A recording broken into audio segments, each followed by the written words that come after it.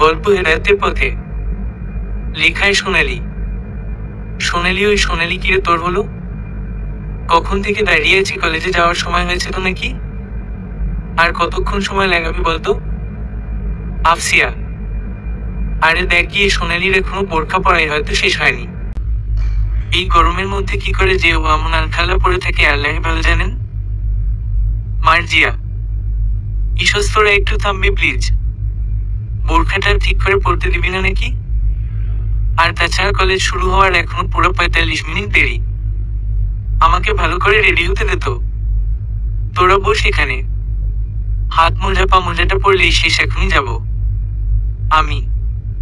আচ্ছা সোনালি, তুই কি বলতো, এই প্রচন্ড গরমের মধ্যে তুই এইরকম একটা আলখাল্লা পরেছিস, তার উপর আবার হাত মোজা পা মোজাও পরতে হবে। আবার দেখছি চোখের উপরেও 2 পাল্লা কাপড় দিয়ে রাখছিস। তুই কি মানুষ নাকি ভূত?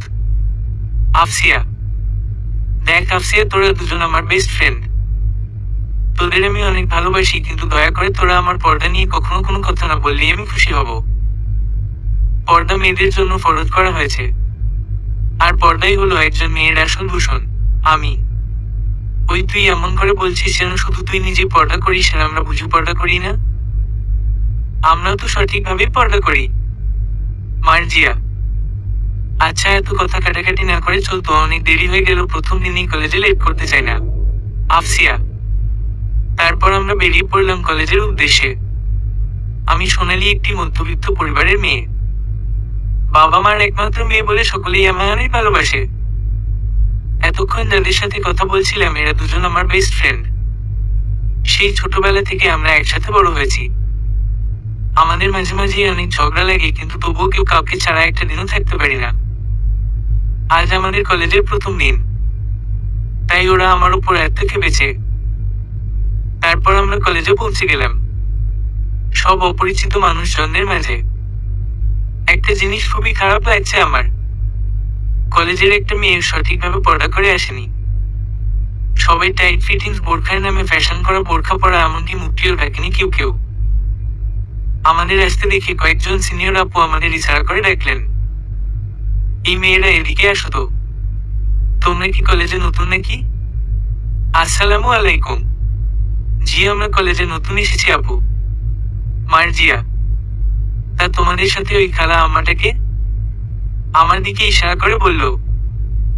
আপু ও কোনো খালা আম্মা নয়, ও আমাদের বান্ধবী সোনালি। আফসিয়া, কি? হা হা হা, ওকে দেখে তো মনেই হচ্ছে না যে ও তোমাদের মতো কোনো মেয়ে। আমরা তো ওকে কোনো খালা আম্মাই ভেবেছি। আসসালামু আলাইকুম আপুমনিরা, আমি আপনাদের মতোই একজন মেয়ে, কিন্তু আপনাদের আর আমার মাঝে পার্থক্য হলো পর্দা, তাই আপনারা আমায় চিনতে পারছেন না। আমি। হি হি, তোমার ওটা পর্দা হো হো হাসালে, আরে আরব দেশের চেয়ে কি বেশি পর্দা জানো নাকি তুমি? আরবের সব মেয়েরা তো পর্দা করে মুখ হাত পা সব খোলা রেখে, তাহলে কি তাদের পর্দা নেই? আমাদের কাছে দলিল আরব রাষ্ট্র নয়, দলিল কুরআন ও সুন্নাহ, এবং কুরআন সুন্নাহ থেকে ইতিহাসকৃত ফুকাহায়ে কেরাম ফিকহ। সুতরাং কোন দেশের মানুষ কি এমন করে, কি করছে না, সেটি কোন মুসলিমের কাছে বিবেচ্য বিষয় হতে পারে না। বিবেচ্য হলো কুরআন সুন্নাহ এবং কুরআন সুন্নাহ থেকে নির্গত ফিকহে ইসলামী। ইসলামী পর্দা। কুরআনে কারিমের 7 আয়াত এবং হাদিসের প্রায় 70টি বর্ণনা দ্বারা জানা যায় যে ইসলামী শরীয়তে মূল মাকসাদ এমন পর্দা, যার দ্বারা মহিলাদের চলাফেরা, তার পোশাক, তার বাহ্যিক ও অভ্যন্তরীণ সৌন্দর্যের কিছুই বেগানা পুরুষের দৃষ্টিগোচর হবে না। এমন পর্দা পর্দাবৃত্ত বাড়ি এবং সংশ্লিষ্ট পর্দার দ্বারাই সম্ভব। এটাই মহিলাদের আসল স্থান। এটি পর্দার প্রথম স্তর, যা পবিত্র কুরআনে স্পষ্ট ভাষায় বর্ণিত হয়েছে। 1. আর তোমরা অবস্থান করো তোমার বসবাসের গৃহে, নিজেদের মূর্খতার যুগের মহিলাদের মতো প্রকাশ করো না। সূরা আহজাব 33। এই আয়াত কি প্রকাশ করছে? শুধু কাপড় চোপড় দিয়ে নিজেকে ঢেকে রাখাকে যথেষ্ট মনে করবে না, বরং এমনভাবে পর্দা করবে যে শরীর সহ কাপড়ও যেন পরপুরুষের সামনে প্রকাশিত না হয়, যেন কোন বড় পুরুষের নজরে নারীর উপর নিবন্ধ না হতে পারে। তবে প্রয়োজনের বিষয়টি ভিন্ন, তখন প্রয়োজনে বাহিরে যেতে পারবে। 2. অর্থ আর তোমরা তার রাসূলুল্লাহ সাল্লাল্লাহু আলাইহি ওয়াসাল্লাম এর স্ত্রীগণের কাছে কিছু চাইলে পর্দার আড়াল থেকে চাইবে। এটা তোমাদের অন্তরের জন্য এবং তাদের অন্তরের জন্য অধিকতর পবিত্রতার কারণ। সূরা আহজাব 53। বিখ্যাত তাফসীরবিদ ইমাম কুরতুবী উক্ত আয়াতের আলোচনায় বলেন, উক্ত আয়াতে আল্লাহ তাআলা রাসূলুল্লাহ সাল্লাল্লাহু আলাইহি ওয়াসাল্লাম এর স্ত্রীদের কাছে কোনো প্রয়োজনে পর্দার আড়াল থেকে কিছু চাওয়া বা কোনো মাসালা জিজ্ঞাসা করার অনুমতি দিয়েছেন। সাধারণ নারীরা উপরোক্ত হুকুমের অন্তর্ভুক্ত। তাফসীরে কুরতুবী 14:146। নবী করিম সাল্লাল্লাহু আলাইহি ওয়াসাল্লামের স্ত্রীগণ হলেন সকল মুমিনের মা, অথচ তাদের সাথে লেনদেন বা কথাবার্তা বলতে হলে পর্দার আড়াল থেকে করতে বলা হয়েছে। তাহলে অন্যান্য সাধারণ বেগানা নারীদের ক্ষেত্রে হুকুমটি কত গুরুত্বপূর্ণ হওয়া উচিত তা তো সহজেই অনুমেয়। লক্ষ্য করুন, প্রথম আয়াতের মাঝে মহিলাদের ঘর থেকে বের হতেই নিষেধ করা হয়েছে প্রয়োজন ছাড়া। আর দ্বিতীয় আয়াতে যদি কোন বড় পুরুষের মহিলাদের কাছে কোন চাওয়ার প্রয়োজন হয়, তাহলে পর্দার আড়াল থেকে চাওয়ার জন্য নির্দেশ দেওয়া হয়েছে। এই হলো পর্দা বিষয়ক প্রথম নির্দেশনামূলক আয়াত। আশা করি বুঝতে পেরেছেন আপমনিরা। আমার কথা শুনে সবাই এর কিছু বলার সাহস পেল না, শুধু হা করে তাকিয়ে রইল। তারপর আমরা যে যার ক্লাসে চলে গেলাম। কলেজের প্রথম দিন বেশ ভালোভাবেই কাটলো আমাদের অনেক নতুন বান্ধবীও হলো। সবার সাথে পরিচিত হয়ে অনেক ভালো লাগলো। কিছু বান্ধবী আমায় জিজ্ঞেস করলো আমার এমন পর্দার ব্যাপারে। আমি তাদের নানাভাবে বুঝালাম পর্দার গুরুত্ব। আমার কথা শুনে আল্লাহর রহমতে অনেকেই পর্দার ব্যাপারটা গুরুত্ব সহকারে নিল আর বলল ইনশাআল্লাহ তারাও এমন পর্দা করার চেষ্টা করবে। তারপর আমরা কলেজ শেষ করে যে যার বাসায় চলে এলাম। আমি বাসায় এসে বোরখা খুলে ফ্রেশ হয়ে জোহরের নামাজ আদায় করলাম। তারপর আম্মুর কাছে গেলাম। আসসালামু আলাইকুম আম্মু, কি করেন আপনি? ওয়ালাইকুম আসসালাম। আজ বিকেলে বাসায় মেহমান আসবে তোমার দেখতে, তাই একটু গোজগাজ করি আর কি। মেহমান আসবে বুঝলাম, কিন্তু আমার দেখতে মানে? এই কথাটা ঠিক বুঝলাম না আম্মু। তোমার দেখতে মানে বিকেলে ছেলের পক্ষ তোমার দেখতে আসবে বিয়ের জন্য, বুঝলে মামুনি? আম্মু এভাবে হঠাৎ আমার বিয়ে নিয়ে পড়লেন কেন? আজ প্রথম কলেজে গেলাম আর আজকেই আমার বিয়ের জন্য ছেলে পক্ষ আসবে? তুমি বুঝবে না মামুনি। মেয়ে বড় হলে বাবা মায়ের আসল কর্তব্য হলো মেয়েকে একজন ভালো ছেলের সাথে বিয়ে দেওয়া। আর তাছাড়া ছেলে পক্ষ তোমার আব্বুর পরিচিত। পরিবারের সবাই অনেক ভালো ও পহেজগার। ছেলেও অনেক ভালো চাকরি করে আর দেখতে শুনতেও অনেক ভালো। তাই তোমার আব্বু আর না করেননি ওদের প্রস্তাবে। এখন এত কথা না বলে খেতে এসো, অনেক বেলা হয়েছে। তারপর আমি আর কিছু না বলে খেতে বসলাম। খাওয়া দাওয়া শেষ করে আম্মুর সাথে ঘর গোছাতে হেল্প করলাম। বিকেলে ছেলে পক্ষ আমায় দেখতে আসলো। ছেলে আসেনি, ছেলের মা, খালা আর ছোট বোন এসেছে আমায় দেখতে। আম্মু আমায় নিয়ে গেলেন তাদের সামনে। আমি তাদের সবাইকে সালাম দিলাম। আসসালামু আলাইকুম। ওয়ালাইকুম আসসালাম। কেমন আছো মা? ছেলের মা: জি আলহামদুলিল্লাহ ভালো। আপনারা কেমন আছেন? আলহামদুলিল্লাহ ভালো আছি আমরা। ছেলের মা: তারপর তারা আমায় নানা রকম প্রশ্ন করলেন। আমার ব্যাপারে সব জানলেন আর তাদের পরিবারের ব্যাপারে সব বললেন। আমাকে দেখে তাদের অনেক পছন্দ হলো। আর তারা আমার আম্মুকে বললেন, আপা আমাদের সোনালীকে অনেক পছন্দ হয়েছে। আর আমাদের পছন্দই আমার ছেলের পছন্দ। তাই আমরা সোনালীকে নাকফুল পরিয়ে যেতে চাই। আর হাসানের আব্বু এসে বিআই সাহেবের সাথে কথা বলে বিয়ের দিন তারিখ ঠিক করে যাবেন ইনশাআল্লাহ। হাসান হলো ছেলের নাম, মানে সোনালীর হবু বরের নাম। আমার আম্মু ওনাদের কথা শুনে আব্বুর সাথে ফোনে কথা বললেন। তারপর বললেন, জি আপা আপনারা সোনালীকে নাকফুল পরাতে পারেন। ওর আব্বু বলেছে কোনো সমস্যা নেই। আম্মু: তারপর ওনারা আমাকে নাকফুল পরিয়ে খাওয়া শেষ করে বিদায় নিয়ে চলে গেলেন। রাতে আব্বু এসে বললেন, সোনালীর আম্মু, সোনালীকে দেখে ওদের অনেক পছন্দ হয়েছে। পরশু শুক্রবারের পরের শুক্রবার আল্লাহ চাহে তো সোনালী আর হাসানের বিয়ের দিন তারিখ ধার্য করা হয়েছে। হাসানের আব্বু এসেছিলেন আমার অফিসে, তারা আর দেরি করতে চায় না। আব্বু: সে তো অনেক ভালো কথা, কিন্তু এত তাড়াতাড়ি বিয়ের সব আয়োজন করা কি সম্ভব হবে? আম্মু: কেন হবে না শুনি, আমরা কি এর গান বাজনা করে বিয়ে দিব নাকি? ইসলামী সব নিয়ম কানুন মেনে বিয়ে হবে আমাদের সোনালির ইনশাআল্লাহ। তারপর এভাবেই কেটে গেল মাঝের কয়েকটা দিন। আমি কলেজে গেলাম এই কয়েকটা দিন। অনেক আনন্দের সাথে কাটলো আমার দিনগুলো। আজ আমার বিয়ে। ইসলামী সব নিয়ম নীতি মেনে আমার বিয়ে হলো। আমার বিয়ে মসজিদে পড়ানো হলো জুম্মার নামাজ পড়ে। সবকিছু ভালোভাবেই মিটে গেল আল্লাহর রহমতে। এই পুরো বিয়ের অনুষ্ঠান জুড়ে আমরা সবাই পর্দার সাথে থাকলাম। আমি এখনো আমার বরকে দেখিনি। তারপর বিদায়ের ঠিক আগ মুহূর্তে আমার আম্মু আমায় নিয়ে একটা রুমে গেলেন। সেখানে আমি আর আম্মু ছাড়া কেউ নেই। তারপর আম্মু আমায় বোঝাতে লাগলেন স্বামীর প্রতি স্ত্রীর কর্তব্য। আম্মু বললেন, আদর্শ স্ত্রী হিসেবে তার দায়িত্ব ও কর্তব্য। আর এই কর্তব্যের মূল হলো স্বামীর প্রতি তার দায়িত্ব। তার উপর তার স্বামীর অধিকার অনেক বড়, যা তার পিতা মাতার অধিকারের চেয়েও বেশি। আল্লাহ সুবহানাহু ওয়া তাআলার অধিকারের হকের পরেই তার অধিকারের শ্রেষ্ঠত্বের অবস্থান। আর এই অধিকারের শ্রেষ্ঠত্ব প্রমাণে এসেছে আল্লাহ তাআলার বাণী, পুরুষ নারীর কর্তা, কারণ আল্লাহ তাদের এককে অপরের উপর শ্রেষ্ঠত্ব দান করেছেন। সূরা আন-নিসা 34।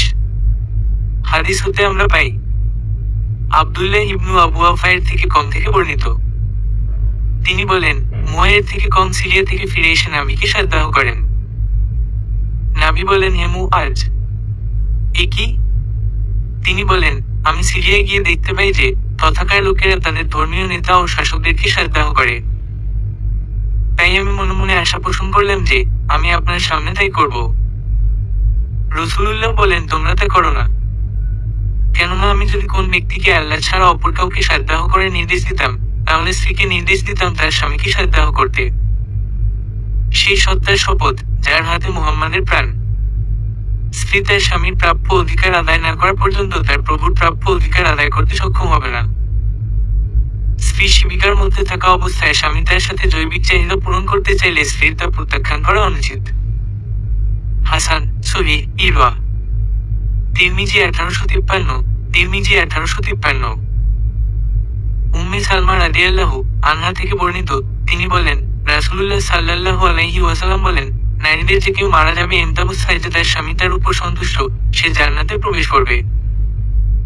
যখন নারী তার 5 ওয়াক্তের সালাত আদায় করবে, তার রমজান মাসে সাওম পালন করবে, তার লজ্জাস্থানের হেফাজত করবে এবং তার স্বামীর আনুগত্য করবে, তখন তাকে বলা হবে, তুমি জান্নাতের যে দরজা দিয়ে ইচ্ছা কর সে দরজা দিয়ে জান্নাতে প্রবেশ কর। ইমাম আহমদ হাদিসখানা বর্ণনা করেন। আবু হুরায়রা রাদিয়াল্লাহু আনহু থেকে বর্ণিত, তিনি বলেন, রাসূলুল্লাহ সাল্লাল্লাহু আলাইহি ওয়াসাল্লামকে জিজ্ঞেস করা হলো, কোন নারী সবচেয়ে উত্তম? জবাবে তিনি বললেন, ওই নারী উত্তম যে নারী তার স্বামীকে আনন্দ দেয় যখন সে তার দিকে তাকায়, তার আনুগত্য করে যখন সে নির্দেশ দেয় এবং তার নিজের ও সম্পদের ব্যাপারে সে যা অপছন্দ করে তার বিরুদ্ধাচরণ করে না। ইমাম নাসাই হাদিসখানা বর্ণনা করেন। তার সাথে উত্তম আচরণ করা এবং তার কষ্ট লাঘব করা, আর এর উপরই নির্ভর করে তাকে সন্তুষ্ট করা এবং তার ব্যক্তিত্বকে রক্ষা করা। আশা করি তুমি বুঝতে পেরেছ মামনি। আল্লাহ তোমায় অনেক সুখী করবেন দেখে নিও ইনশাআল্লাহ। আর ওই পরিবারই এখন তোমার নিজের পরিবার, সবার সাথে মিলে মিশে থাকবে। কখনো কারোর সাথে উঁচু গলায় কথা বলবে না, সবাইকে ভালোবাসবে। তারপর সকলের কাছ থেকে বিদায় নিয়ে রওনা হলাম আমার নতুন ঠিকানা শ্বশুরবাড়ির দিকে। চোখে রয়েছে হাজারো স্বপ্ন। জানি না কেমন হতে চলেছে আমার নতুন জীবন, তবে আল্লাহর উপর আমার সম্পূর্ণ বিশ্বাস আছে। তিনি নিশ্চয়ই আমার জন্য অনেক ভালো কিছু রেখেছেন, আলহামদুলিল্লাহ। তারপর আমরা 1 ঘন্টার মধ্যে পৌঁছে গেলাম গন্তব্যে। গাড়িতে আসার সময় উনি আমার সাথে একটা কথা বলেননি।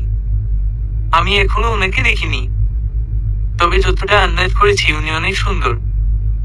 আমি বোরকা পরা অবস্থাতেই বিয়ে করে শ্বশুরবাড়িতে আসছি। কোনো বেগানা পুরুষ আমায় দেখেনি, আলহামদুলিল্লাহ। শ্বশুরবাড়িতে পৌঁছানোর পর আমায় আমার শাশুড়ি মা অনেক আদর করে ঘরে তুলে নিলেন। আমার ননদিনী আমায় বাসর ঘরে বসিয়ে দিয়ে চলে গেল। আমি বোরখা খুলে ঘুমটা দিয়ে বসে রইলাম হাসানের অপেক্ষায়। মনের মধ্যে একটা অজানা ভয় কাজ করছে। বেশ কিছুক্ষণ পর উনি রুমে এলেন। তারপর দরজা লাগিয়ে আমার দিকে এগিয়ে আসেন। আমি খাট থেকে নেমে ওনাকে সালাম দিলাম। আসসালামু আলাইকুম। ওয়ালাইকুম আসসালাম। তুমি খাট থেকে নেমে এলে কেন? যাও খাটে গিয়ে বসো। হাসান। ওনার কথা শুনে আমি অনেক ভয় পেলাম। জীবনে কখনো কোনো ছেলের সাথে এভাবে কথা হয়নি। আমি প্রচুর পরিমাণে ঘামছি। তারপর খাটে গিয়ে বসে পড়লাম। উনি এসে আমার পাশে বসলেন, তারপর আমার ঘুমটা তুলে আমার দিকে বললেন, মাশাআল্লাহ, আমার বউটা দেখি অনেক সুন্দরী। আমি তো ভেবেছিলাম আম্মু আমায় এমনি এমনি বলছেন। এখন তো দেখছি আম্মুর কথা চাইতেও তুমি বেশি সুন্দরী মিসেস হাসান। হাসান। ওনার কথা শুনে আমি অনেক লজ্জা পেলাম। আমায় লজ্জা পেতে দেখে উনি বললেন, থাক, আর লজ্জা পেতে হবে না। তুমিও তো আমায় দেখোনি। এখন তাকিয়ে দেখে নাও তোমার স্বামীকে কেমন দেখতে। আমি ওনার কথা শুনে ভয়ে ভয়ে ওনার মুখের দিকে তাকালাম। ওনাকেও অনেক সুন্দর দেখতে। গায়ের রং ফর্সা, লম্বাটে স্বাস্থ্যবান চেহারাটাও মাশাআল্লাহ। আমি কিছুক্ষণ ওনার দিকে তাকিয়ে থেকে চোখ নামিয়ে নিলাম লজ্জায়। আমার লজ্জা পাওয়া দেখে উনি হেসে দিলেন। তারপর বললেন, হয়েছে হয়েছে, আমার বউটার আর লজ্জা পেতে হবে না। অনেক রাত হলো, এখন শুয়ে পড়ো, ঘুম ধরেছে। আমি ওনার কথার উত্তর বললাম, শুয়ে পড়বেন মানে? আজ তো। আমার কথাটা শেষ হওয়ার আগেই উনি হাসতে হাসতে বলে উঠলেন, ওহো, আমার বউটা তো দেখি খুবই রোমান্টিক। আমি তো ভুলেই গেছিলাম আজ তো আমাদের বাসর রাতটায় ঘুমানো যাবে না। ওনার কথা শুনে আমি লজ্জায় একেবারে মরি মরি ভাব। তারপর বললাম, না, আমি সেটা বলিনি। আসলে নতুন জীবন শুরু করার আগে আল্লাহর শুকরিয়া আদায় করে নামাজ পড়তে হয়। তাই চলুন আপনি আর আমি মিলে আল্লাহর শুকরিয়া আদায় করে নামাজ পড়ে নিই। আল্লাহ তাআলা প্রাপ্ত বয়স্ক সক্ষম ব্যক্তিদের উপর বিবাহকে ফরজ করেছেন। বিবাহ পরবর্তী সময়ে বাসর রাতে স্বামী স্ত্রীর প্রথম সাক্ষাতে উভয় স্বামী তার স্ত্রীকে নিয়ে জামাতের সহিত 2 রাকাত নামাজ আদায় করা উত্তম। এ নামাজ পড়া মুস্তাহাব। নামাজের পর নবদম্পতি পরস্পরের জন্য দোয়া করবে। হযরত আব্দুল্লাহ ইবনে মাসউদ রাদিয়াল্লাহু আনহুর বর্ণনায় এই দোয়াটি তুলে ধরা হলো। উচ্চারণ, আল্লাহুম্মা বারিক লি ফি আহলি ওয়া বারিক লাহুম ফিয়া, আল্লাহুম্মা জমা বাইনানা মা জামা লা বিখাইরিন ওয়া ফারিকহু বাইনানা ইজা ফারাকহু লা খাইরিন। আদাবুজ জিফাফ, মুসান্নাফে আব্দুর রাজ্জাক। অর্থ, হে আল্লাহ, আমার জন্য আমার পরিবারে বরকত দান কর এবং তাদের সাথে আমার মাঝে বরকত দাও। হে আল্লাহ, তুমি যা ভালো একত্রিত করেছ তা আমাদের মাঝে একত্রিত কর। আর যখন কল্যাণের দিকে বিচ্ছেদ কর তখন আমাদের মাঝে বিচ্ছেদ কর। সুতরাং প্রত্যেক নববিবাহিত দম্পতির উচিত বাসর রাতের গুরুত্বপূর্ণ সময়কে আনন্দ উৎসবের নামে অবহেলা ও অনর্থক কাজে ব্যয় না করে নামাজ ও দোয়ার মাধ্যমে আল্লাহর নিকট কল্যাণ কামনা করা উচিত। আমার কথাগুলো শুনে উনি মুচকি হাসলেন, তারপর বললেন, ঠিক আছে, চলো আমরা অজু করে নামাজ আদায় করে নতুন জীবন শুরু করি। তারপর আমরা অজু করে নামাজ আদায় করলাম। তারপর সকলের জন্য অনেক দোয়া করলাম। তারপর শুরু হলো আমাদের নতুন জীবনের পথ চলা। আমার শ্বশুরবাড়িতে আমায় সবাই অনেক ভালোবাসেন, আদর করেন। আমার জীবনটা যেন সুখে ভরে গেল। দেখতে দেখতে কেটে গেল 15টা দিন। হাসান আমায় নিয়ে ঢাকা চলে যাবে। ঢাকায় চাকরি করে, সেখানে কোয়ার্টারে থাকতে হবে আমার। আমার অনেক মন খারাপ লাগছে সবাইকে ছেড়ে চলে যেতে, কিন্তু স্বামী যেখানে আমার তো সেখানে যেতেই হবে। তাই সকলের কাছ থেকে বিদায় নিয়ে রওনা হলাম ঢাকার উদ্দেশ্যে। সেখানে গিয়ে সব গুছিয়ে নিলাম। একটা ছোট্ট সুন্দর সংসার হলো আমার। ঢাকায় আসার 2 দিন পর অনেক রাত হয়ে যাচ্ছে, কিন্তু হাসানের আসার নাম নেই। আমার খুবই চিন্তা হতে লাগলো। আমি বারবার ওকে কল দিচ্ছি ফোনে, কিন্তু ফোনটা রিসিভ হচ্ছে না। খুবই চিন্তা হতে লাগলো আমার। আমি যে হাসানকে অসম্ভব ভালোবেসে ফেলেছি। রাত প্রায় 12:45 বাজে, এখনো হাসান আসার নাম নেই। হঠাৎ ডোরবেলের শব্দ। আমি দৌড়ে গিয়ে দরজা খুলে দিয়ে অবাক চোখে তাকিয়ে রইলাম। নিজের চোখকে যেন বিশ্বাস হচ্ছে না আমার। ডোরবেলের শব্দ শুনে আমি দৌড়ে গিয়ে দরজা খুললাম। দরজা খুলে যেন আমি নিজের চোখকে বিশ্বাস করতে পারছি না।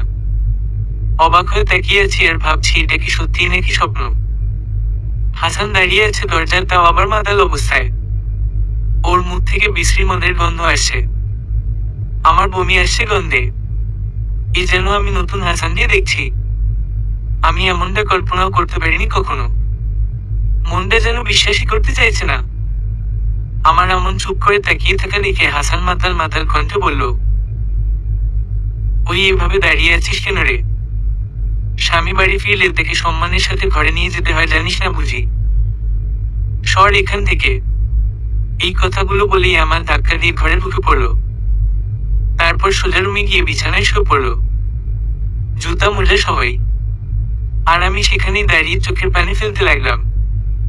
তারপর কিছুক্ষণ পরে রুমে গিয়ে হাসানের জুতা মোজা খুলে ওকে ঠিক করে শুয়ে দিলাম। আর আমি সোফায় শুয়ে পড়লাম। সকালে ফজরের আজান হলে আমি উঠে উজু করে নামাজ পড়ে নিলাম, তারপর কোরআন পড়লাম। এটা আমার প্রতিদিনের রুটিন। তারপর হাসানের জন্য সকালের নাস্তা তৈরি করে ওকে ডাকতে গেলাম। আমি প্রতিদিন আজানের সাথে সাথে হাসানকে ডেকে মসজিদে পাঠাই, কিন্তু আজকে জানি ওকে ডেকে লাভ হবে না, কারণ ও এখন মাতাল হয়ে ঘুমুচ্ছে। তাই নিজে একাই নামাজ পড়ে নিলাম। হাসানের কাছে গিয়ে দেখি ও এখনো বিভোরে ঘুমুচ্ছে। তবুও ওকে ডাকলাম, এই যে শুনছেন, উঠুন প্লিজ। আপনার জন্য খাবার বানিয়েছি, চলুন খাবেন। কাল রাতে তো না খেয়েই শুয়ে পড়লেন। শুনছেন, এই যে শুনছেন। কি হয়েছে কি হুমা মামুন, সাত সকালে এভাবে ডাকার কোনো মানে হয়? ভোর ঘুমটাই নষ্ট করে দিল। প্রচন্ড রেগে গিয়ে বলল, না আসলে আপনি তো কাল রাতে কিছু খাননি, তাই আপনার জন্য খাবার বানিয়েছি, চলুন খেয়ে নেবেন। আচ্ছা আপনি ফ্রেশ হয়ে আসেন, আমি চা করে দিচ্ছি, ঘুম কেটে যাবে। আপনার তো অফিসে যেতে হবে। আমার কথা শুনে উনি আর কোনো কথা বলল না, শুধু রাগ দেখিয়ে বাথরুমে চলে গেল। আমি গিয়ে ওনার জন্য চা বানালাম। ওনাকে আমার অনেক কথা বলার আছে, উনি এমনটা কেন করলো কাল রাতে আমার জানতেই হবে। তারপর চা নিয়ে এসে দেখি উনি সোফায় মাথায় হাত দিয়ে বসে আছে। আমি ওনার দিকে চাটা বাড়িয়ে দিয়ে বললাম, শুনছেন, এই নিন আপনার চা। আপনার কি মাথা ধরেছে? টিপে দিব মাথা? উনি আমার কোনো কথার উত্তর দিল না। আমার হাত থেকে চাটা নিয়ে চুমুক দিয়ে ছুঁড়ে ফেলে দিল। তারপর বলল, ওই এটা চা নাকি বিষ বানিয়েছিস আমার জন্যে? এটা বলেই আমার গালে সজোরে একটা থাপ্পড় মারল। আমি যেন আকাশ থেকে পড়লাম। বিয়ের পর থেকে আমি কখনোই ওনার এমন আচরণ দেখিনি। এই যেন অন্য এক হাসান। আমি ওনার থাপ্পড় খেয়ে হা করে ওর মুখের দিকে তাকিয়ে রইলাম। আমার এমন তাকিয়ে থাকা দেখে ও ছুটে এসে আমার চুলের মুঠি ধরে বলতে লাগলো, ওই তুই ওভাবে তাকিয়ে আছিস কি হুমম? এটাই আমার আসল রূপ। আর এতদিন যা দেখেছিস সেগুলো ছিল আমার অভিনয় মাত্র। আমি আমার পরিবারের সামনে সবসময় ভালো ছেলে হয়ে থাকি। আসলে আমি একটা মদখোর মাতাল ছেলে। তোকে বিয়ে করে কতগুলো দিন হলো মদ খেতে পারিনি, শুধুমাত্র তোর জন্যে। আমি ওনার কথা শুনে যেন নিজের কানকে বিশ্বাস করতে পারছি না। একটা মানুষ কিভাবে এতটা বদলাতে পারে? আমি ওনাকে বললাম, কিন্তু আপনি মদ কেন খান? প্লিজ এসব বাজে জিনিসের খাবেন না। এটা খাওয়া অসম্ভব গুনার কাজ। মদ অপবিত্র জিনিস। আল্লাহ পাক বলেন, তোমাদের জন্য পবিত্র বস্তু হালাল ও অপবিত্র বস্তু হারাম করা হয়েছে। আরাফ 157। মদ অপব্যয় ছাড়া কোন ফায়দা নেই। আল্লাহ পাক বলেন, নিশ্চয়ই অপব্যয়কারী শয়তানের ভাই। সূরা ইসরা 27। নবী করিম সাল্লাল্লাহু আলাইহি ওয়াসাল্লাম বলেছেন, যে ব্যক্তি দুনিয়ার মদ পান করেছে এরপর সে তা থেকে তওবা করেনি, সে ব্যক্তি আখিরাতে তা থেকে বঞ্চিত থাকবে। বুখারী 5162 ই উমর রাদিয়াল্লাহু তাআলা আনহু, তিরমিজি 1867। 6 আয়েশা রাদিয়াল্লাহু তাআলা আনহা বলেন, নবী করিম সাল্লাল্লাহু আলাইহি ওয়াসাল্লাম বলেছেন, সব নেশা জাতীয় পানীয় হারাম। বুখারী 5172, তিরমিজি 1869, মুসলিম 5041। 7 নবী করিম সাল্লাল্লাহু আলাইহি ওয়াসাল্লাম বলেছেন, আমার উম্মতের মাঝে অবশ্যই এমন কতগুলো দলের সৃষ্টি হবে যারা ব্যভিচার, রেশমি কাপড়, মদ ও বাদ্যযন্ত্রকে হালাল জ্ঞান করবে। বুখারী 5176 ই রানা মাশারি রাদিয়াল্লাহু তাআলা আনহু। আর কোন শরাব পানকারী শরাব পান করার সময় ঈমানদার থাকে না। বুখারী 6302 আবু হুরায়রা রাদিয়াল্লাহু তাআলা আনহু। মদ পানের ভয়াবহতা সম্পর্কে নবী করিম সাল্লাল্লাহু আলাইহি ওয়াসাল্লাম এর সতর্কবাণী। মদ পান করা অবস্থায় মদ পানকারী কোন মুসলিমের ঈমান থাকে না। অতএব যদি এই অবস্থায় মৃত্যু এসে যায় তাহলে তাকে বেঈমান হয়ে মরতে হবে। কেননা হাদিসে এসেছে আবু হুরায়রা রাদিয়াল্লাহু তাআলা আনহু বলেন, নবী করিম সাল্লাল্লাহু আলাইহি ওয়াসাল্লাম বলেছেন, ব্যভিচারী লিপ্ত থাকা অবস্থায় ঈমানদার থাকে না, মদ পানকারী মদ পান করার সময় ঈমানদার থাকে না এবং চোর চুরি করার সময় ঈমানদার থাকে না।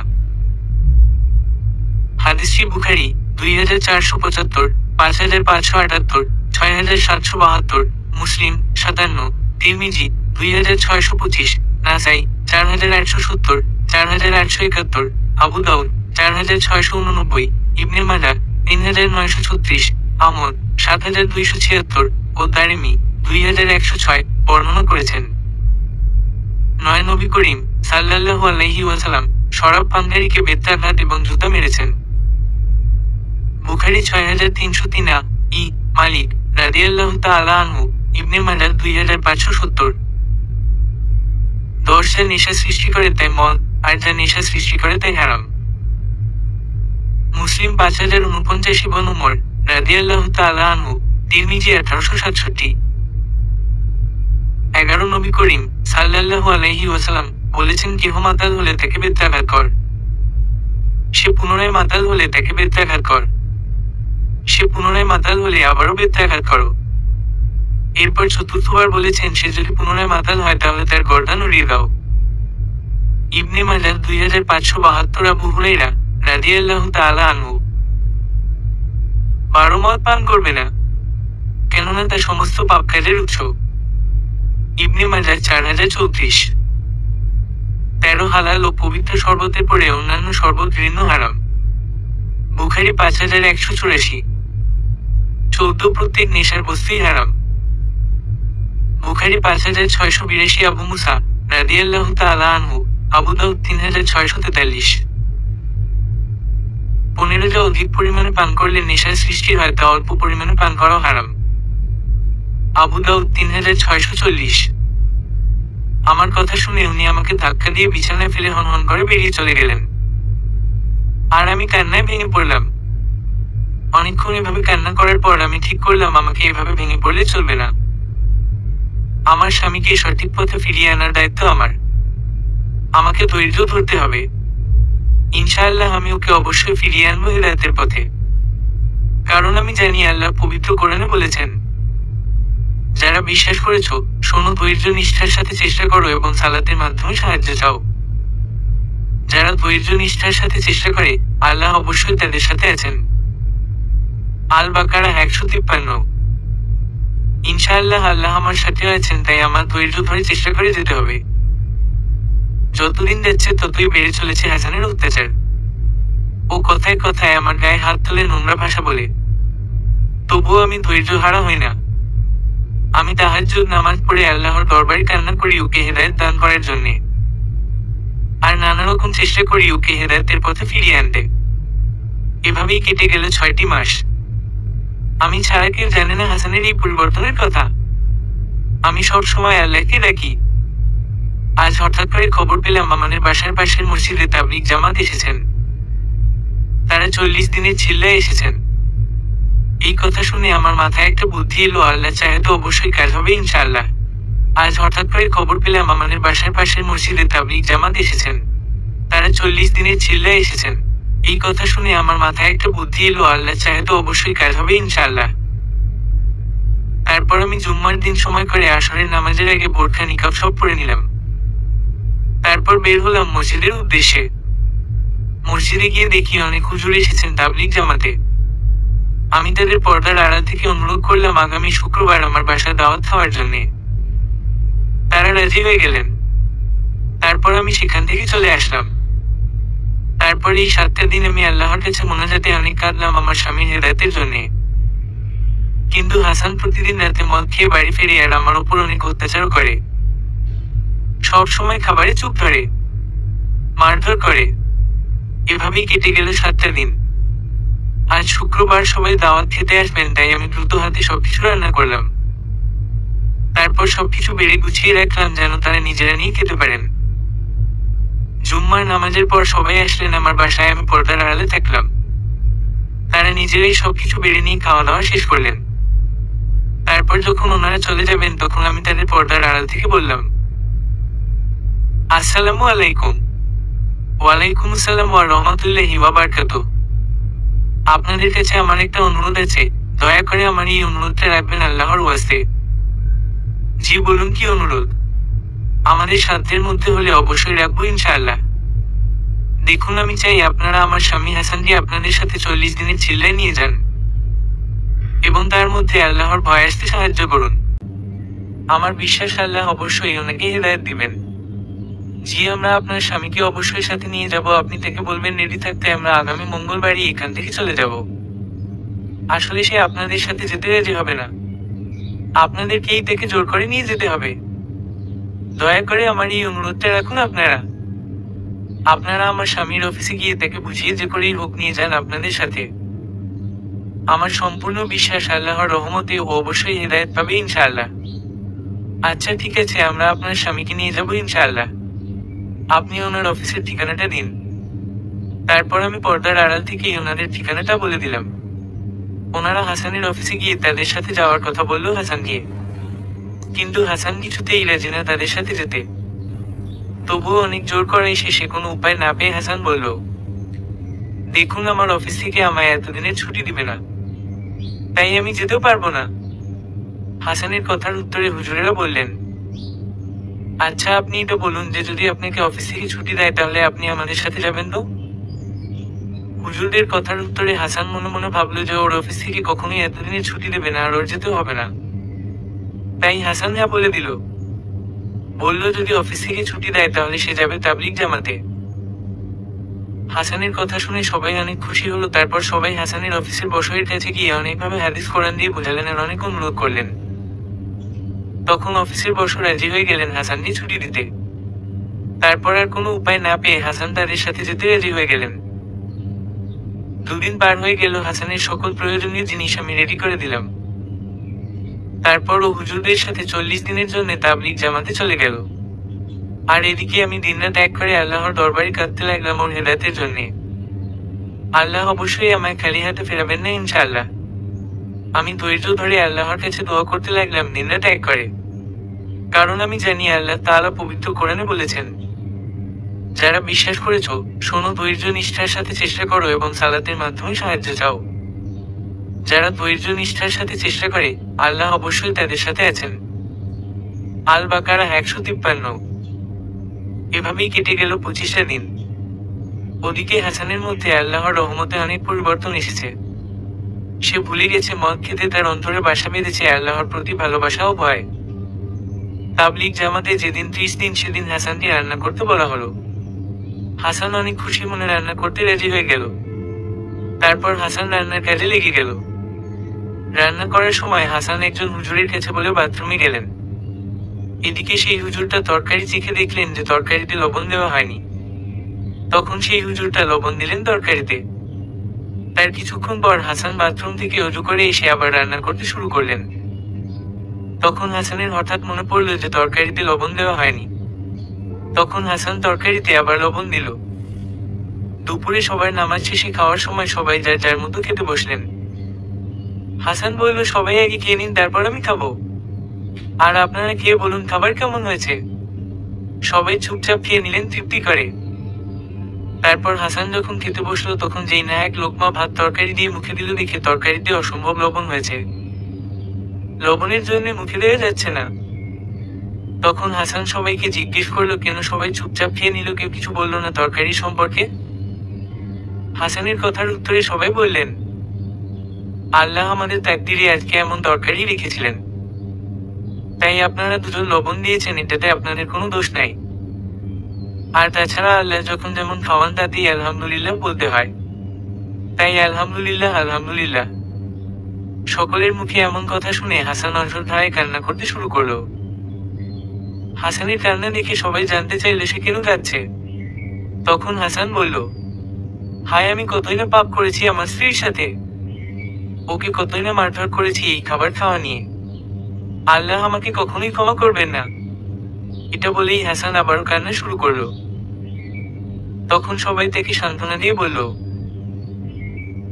আল্লাহ পরম করুণাময়, তিনি নিশ্চয়ই ক্ষমা করবেন। আপনি আপনার ভুল বুঝতে পেরেছেন, এটাই আল্লাহর কাছে লাখো শুকরিয়া। আপনি আল্লাহর দরবারে কান্না করুন, তওবা করুন, ইনশাআল্লাহ আল্লাহ অবশ্যই আপনাকে ক্ষমা করবেন। এভাবেই কেটে গেল 40 দিন। হাসান আর বাসায় ফিরবে। আমার অনেক চিন্তা হচ্ছে যে আমার হাসান কি আল্লাহর হেদায়েত প্রাপ্ত হয়েছে নাকি আগের মতোই আছে। তবে আমার সম্পূর্ণ বিশ্বাস যে আল্লাহ যা করবেন মঙ্গলের জন্যই করবেন ইনশাআল্লাহ। বিকেল বেলা হাসান বাসায় ফিরল।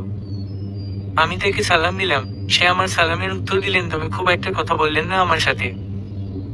রাতে খাওয়া দাওয়া শেষ করে শুয়ে পড়লেন। মাঝরাতে হঠাৎ আমার ঘুম ভেঙে গেলে পাশে তাকিয়ে দেখি হাসান নেই আমার পাশে। হাসান কোথায়টা দেখার জন্য আমি ওকে খুঁজতে বের হলাম। পাশের রুমে গিয়ে দেখি হাসান তাহাজ্জুদ নামাজ পড়ে মোনাজাতে কান্না করছে আল্লাহর দরবারে।